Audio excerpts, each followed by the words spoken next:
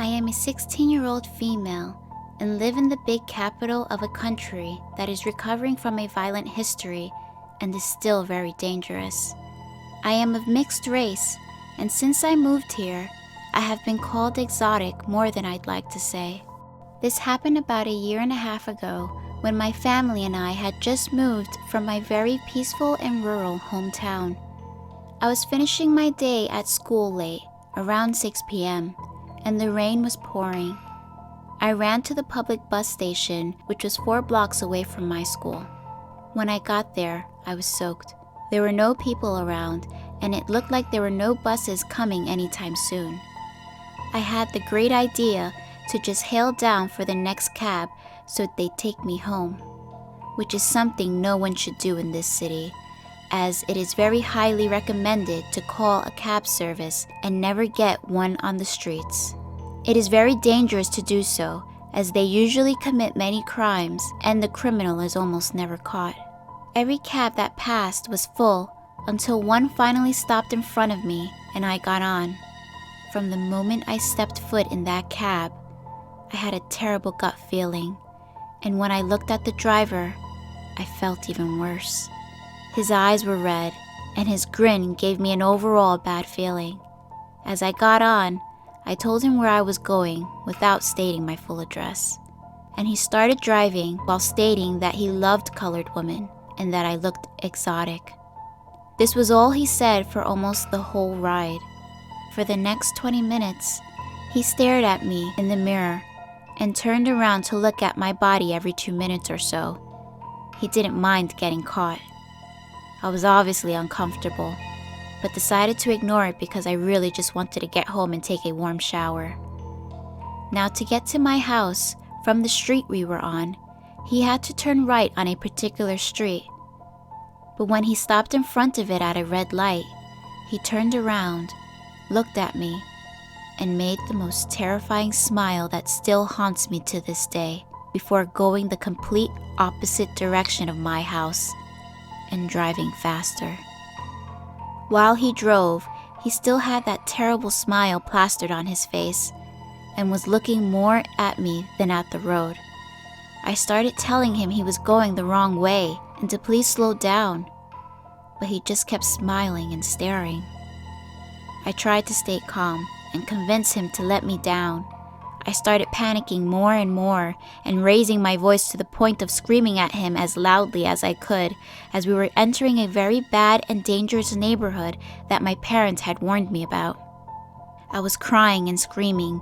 He seemed to be getting stressed by me, so I kept going until he stopped the car, shouted at me, and grabbed my wrist to make me look at him.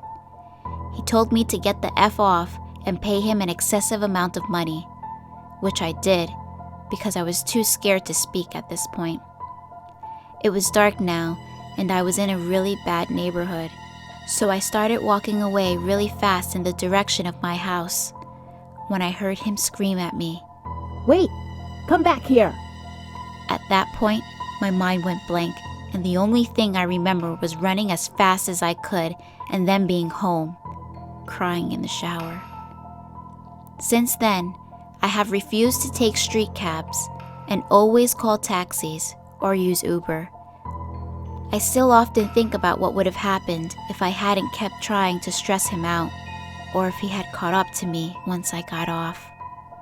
So, creepy man in the taxi, let's never meet again. Number 2. My family and I are immigrants from the former Soviet Union, and money was tight living in Chicago. My parents worked a lot, so over the summer and on weekends, I'd stay with my grandparents. They were very good people. My grandpa taught me chess and walked with me daily. He was my hero. My grandma rarely left their apartment unless it was to go to the grocery store. She stayed home to cook and clean. On one such occasion of my staying over, I was a little girl at the time, maybe 9 or 10. My grandpa decided he and I would take a walk to the zoo. I loved the zoo. I was an opinionated and headstrong little girl, mind you, and what happened that day changed me for the rest of my life. He and I were walking, and although I don't recall the details as it was like 20 years ago, I do remember that I got mad at my grandpa. I got so mad at him that I ran off ahead and ran away from him. My grandpa walked with a cane, but he was a military man in the USSR, so even as an old man, he could take care of himself. Yet, he was too slow for me. After I ran a bit, I stopped, and I was on a sidewalk, and the neighboring road was busy, the zoo not too far away. We made the trip dozens of times, so I knew where I was going. I looked at the street, and a gray 90s Taurus pulls up to the curb. The front passenger man sticks his hand out to me and says, Hey, little girl. Want some candy? I looked at him and noticed there were 3 men in the car. I was immediately worried, and alarm bells went off in my head that something was wrong. I shook my head no, and the man looked to my left behind me, and then the car sped off. My grandpa was running after me, and he was catching up, getting closer by the minute. I realized right then and there that I was almost stolen. I stood there, frozen on the spot, and my grandpa looked so relieved, standing next to me. I don't remember what he said, but he said something, and then we went back to the zoo. Who knows what could have happened if my grandpa wasn't there? I might not even be saying this story today.